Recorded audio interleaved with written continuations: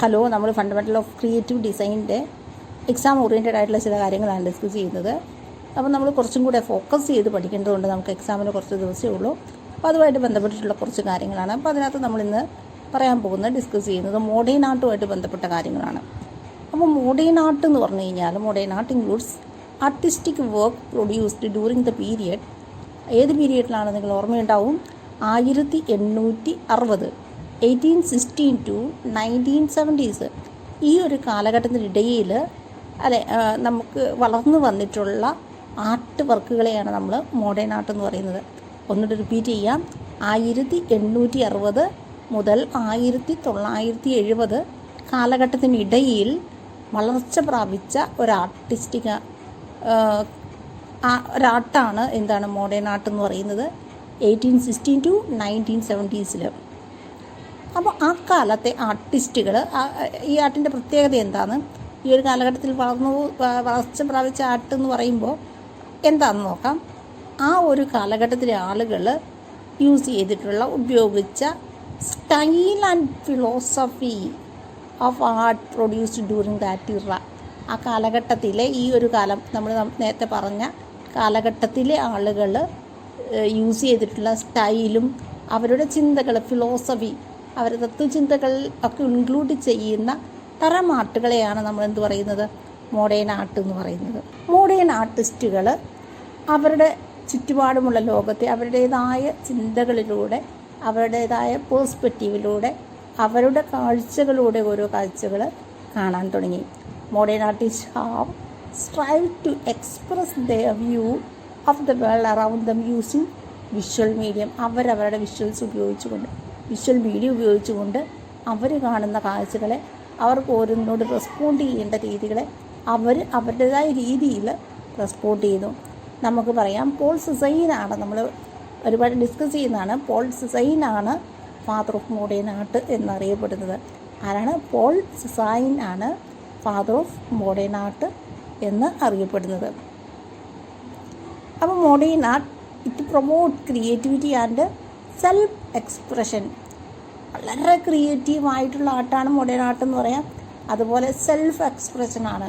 ഇപ്പോൾ നമുക്കൊരു ഇഷ്യൂ കണ്ടു, അല്ലെങ്കിൽ നമ്മളൊരു സാമൂഹിക പ്രോബ്ലം കണ്ടു, എന്തെങ്കിലുമൊക്കെ നമ്മൾ കാണും, നമ്മുടെ കാഴ്ചയിൽ പല കാര്യങ്ങളും വരുന്നു. അതിനോട് നമുക്കെങ്ങനെ റെസ്പോണ്ട് ചെയ്യാം?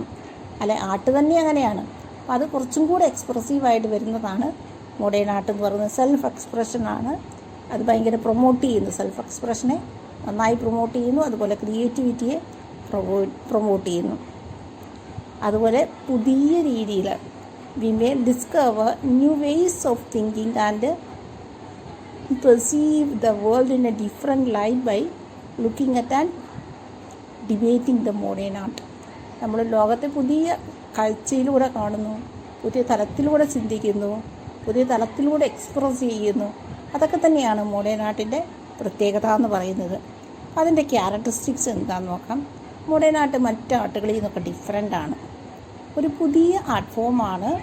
അതുപോലെ എക്സ്പ്രസീവായിട്ട് ഒരുപാട് കളറുകൾ ഉപയോഗിച്ചുകൊണ്ടുള്ള ഒരു ആർട്ടിസ്റ്റിക് ഫോമാണ്. പിന്നെ അതുപോലെ തന്നെ നമുക്ക് നോക്കാം, ഒരു ഫ്രഷ് ഐഡിയനെ എക്സ്പ്രസ് ചെയ്യുന്ന ഒരു ആർട്ട് ഫോമാണ്.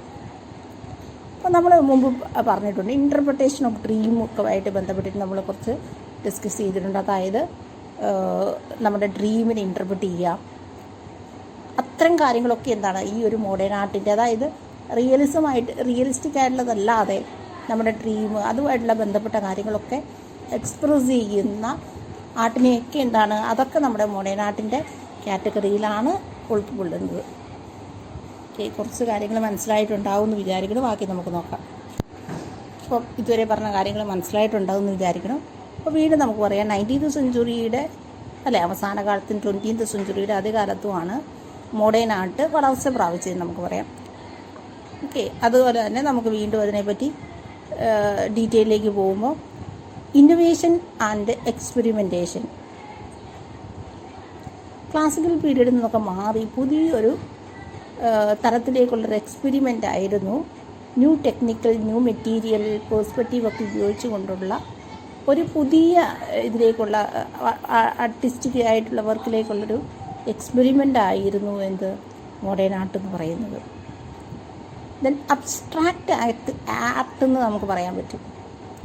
അതായത് നമ്മൾ നേരത്തെ പറഞ്ഞ പോലെ റിയലിസ്റ്റിക് ആയിട്ടുള്ള കാര്യങ്ങളിൽ നിന്നൊക്കെ മാറ്റി നമ്മുടെ മൈൻഡിലുള്ള ആശയങ്ങൾ ചില ഷേപ്പുകളും കളറുകളും ഫോമുകളൊക്കെ ഉപയോഗിച്ച് നമ്മൾ എന്താണോ വിചാരിക്കുന്ന ആ ഒരു മീനിങ് കമ്മ്യൂണിക്കേറ്റ് ചെയ്യുന്ന തരത്തിലുള്ള ആർട്ടിനെ നമുക്കെന്താണ് മോഡേൺ ആർട്ട് എന്ന് പറയാം.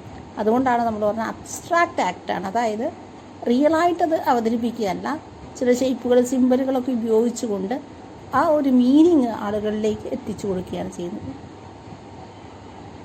ദെൻ അതുപോലെ തന്നെ എക്സ്പ്രഷനിസമാണ്. This moment emphasise the emotional and psychological experience. അതെ, നമ്മുടെ സൈക്കോളജിക്കലായിട്ടുള്ള നമ്മുടെ പ്രത്യേകതകളിലൊക്കെ മനസ്സിലാക്കിക്കൊണ്ട് ഇമോഷൻസ് ആളുകളിലേക്ക് എത്തിച്ചു കൊടുക്കുക. ബോൾഡ് കളറ് അല്ലെങ്കിൽ ഡിസ്റ്റോർട്ടഡ് ആയിട്ടുള്ള ഫോമുകളൊക്കെ ഉപയോഗിച്ചുകൊണ്ട് ആ മീനിങ് ആളുകളിലേക്ക് കമ്മ്യൂണിക്കേറ്റ് ചെയ്യുന്നതിനെയാണ് മോഡേൺ ആർട്ട് എന്ന് പറയുന്നത്. നമ്മൾ നേരത്തെ പറഞ്ഞതാണ് സിഗ്മണ്ട് ഫ്രോയിഡിൻ്റെ ഇൻ്റർപ്രിട്ടേഷൻ ഓഫ് ഡ്രീമും ഒക്കെ ആയിട്ട് ബന്ധപ്പെട്ടിട്ടുള്ള കുറേ കാര്യങ്ങളൊക്കെ നമ്മൾ പറഞ്ഞാണ്. അത്തരം കാര്യങ്ങളൊക്കെ എന്താണ് നമുക്ക് മോഡേൺ ആർട്ടുമായിട്ട് ബന്ധപ്പെട്ടിട്ട് ഓർക്കാവുന്നതാണ്.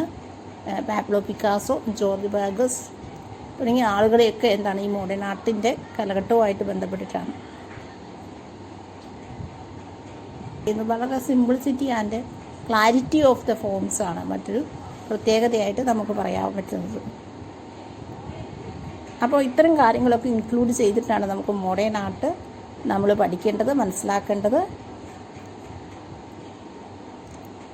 അപ്പോൾ മറ്റൊരു പ്രത്യേകത എന്ന് പറയുന്നത് മോഡേൺ ആർട്ടിൻ്റെ കാലഘട്ടത്തിലാണ് നമ്മുടെ ക്യാമറ പോലെയുള്ള ടെക്നോളജികൾ കുറച്ചും കൂടെ വലിയ രീതിയിലേക്ക് വളർന്നു വന്നത്. പിന്നെ മോഡേൺ ആർട്ട് വളർന്നു വന്ന സാഹചര്യം എന്ന് പറയുന്നത് സാമൂഹിക, social, political and technological changes ഒക്കെ ഉണ്ടായ കാലഘട്ടത്താണ്. പ്രത്യേകിച്ച് ഇൻഡസ്ട്രിയൽ റവല്യൂഷൻ, വേൾഡ് വാറുകൾ ഉണ്ടായ കാലഘട്ടം അല്ലേ, നിങ്ങൾക്കറിയാം. 1-2 വേൾഡ് വാറുകളൊക്കെ ഉണ്ടായ കാലഘട്ടങ്ങളൊക്കെ അറിയാം. ഈ കാലഘട്ടത്തിലൊക്കെയാണ് നമ്മുടെ മോഡേൺ ആർട്ട് ഇങ്ങനെ വളർന്നുകൊണ്ടിരുന്നത്. അതുപോലെ ഒരു ഇത് നമ്മുടെ എന്താണ് ഇത്തരം പ്രശ്നങ്ങൾ സോഷ്യലായിട്ടുള്ളതും പൊളിറ്റിക്കലായിട്ടുള്ളതും പിന്നെ ടെക്നോളജിക്കൽ ചേഞ്ചും അഡ്വാൻസ്മെൻ്റൊക്കെ ഉണ്ടായപ്പോൾ നമ്മുടെ കൾച്ചറലായിട്ടുള്ളൊരു ഷിഫ്റ്റ് നമ്മുടെ കാലഘട്ടത്തിലുണ്ടായിട്ടുണ്ട്. ഇതൊക്കെ നമ്മുടെ ആർട്ടിനെ ഇൻഫ്ലുവൻസ് ചെയ്യും. നമ്മൾ തുടക്കം തൊട്ട് പറയുന്നതാണ് ആർട്ടെന്ന് പറഞ്ഞു കഴിഞ്ഞാൽ കമ്മ്യൂണിക്കേഷനാണ്. അപ്പോൾ ഈ ഒരു കാലഘട്ടത്തിൽ ജീവിച്ചിരുന്ന ആളുകൾ അല്ലെങ്കിൽ ആർട്ട് വർക്ക് ചെയ്ത ആളുകൾ അവരുടെ ആർട്ട് വർക്ക് അല്ലെങ്കിൽ മോഡേൺ ആർട്ട് എന്ന് പറയുന്ന കാറ്റഗറിയിലെ ആർട്ട് വർക്ക് ഇത്തരം കാര്യങ്ങളൊക്കെ റിഫ്ലക്റ്റ് ചെയ്യും. ഓക്കെ, അപ്പോൾ ഈ ഒരു മോഡേൺ ആർട്ട് എന്താണെന്ന് ഒന്നുകൂടെ റിവൈസ് ചെയ്യാൻ വേണ്ടിയിട്ട് പറ്റിയിട്ടുണ്ടാവുമെന്ന് കരുതുന്നു.